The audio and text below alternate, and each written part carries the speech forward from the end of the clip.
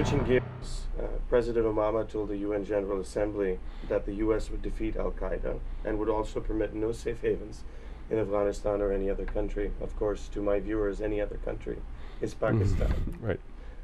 What are your thoughts on this statement, this notion that the northern areas of Pakistan and Afghanistan are a safe haven for al-Qaeda? I have a couple of points. I mean, this has become the main justification now for staying in Afghanistan, the idea that we can't allow al-Qaeda to come back and establish a safe haven from which it could attack the United States. And the problem is, I think this exaggerates both the danger that that will happen, but also how important that would be. Couple of things. First of all, a terrorist group like al-Qaeda doesn't need an elaborate network of bases to operate from. It just needs apartments or safe houses in various parts of the world, and al-Qaeda has that in Somalia, in Yemen, and other places. So denying them a safe haven in Afghanistan or Pakistan isn't going to solve the problem. But secondly, even if bin Laden and his associates were to move back from wherever they are in presumably Pakistan back into Afghanistan, they're not going to be able to operate freely there. They're going to have to remain in hiding. They could operate freely in Afghanistan back in the 1990s because it was before 9/11. We weren't going after them all out. But if they tried to operate in Afghanistan again, we'd continue to try and attack them with drones, with commandos, with other weaponry. We wouldn't hesitate to do that. So no matter where they are, they're going to be in hiding. And that means this idea that there's going to be some kind of safe haven in Afghanistan, I think, misreads the basic problem that they present.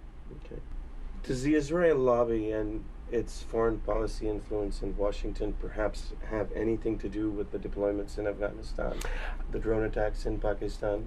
People say Iran is on the radar and occupying Afghanistan is an essential strategy to isolate Iran.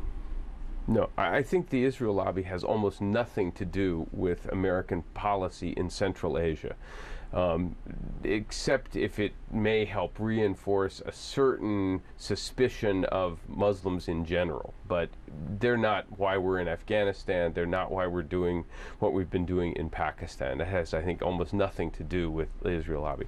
Policy towards Iran is a different matter. Right, that the Israel lobby has been pushing the United States very hard to take a hard line towards Iran and possibly even use military force against Iran. But remember, the United States and Iran both have problems with the Taliban. And in fact, the Iranians helped us go after Afghanistan back in 2001, 2002. So this is a case where, in fact, Iran's interests and American interests are aligned. And I would argue, if anything, the Israel lobby is making it harder for us to cooperate with Iran to deal with problems in Central Asia. Yeah, I mean, most commentators and academics say that the solution in Afghanistan will be based on the regional players being a part of the discussions. I certainly favor that. It just doesn't seem to be the case when you look at the strategy. I mean, we have European countries and North America there operating in a very disorganized, sort of discombobulated manner. Afghanistan is not easy ground in which to operate for anyone. Why is that not the case? Well, necessarily in your mind.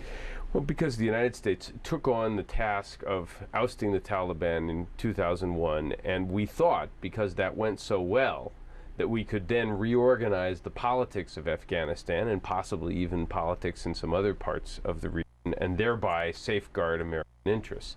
This turned out to be a foolish idea, not right to stay there and reorganize the politics of a country we don't understand very well.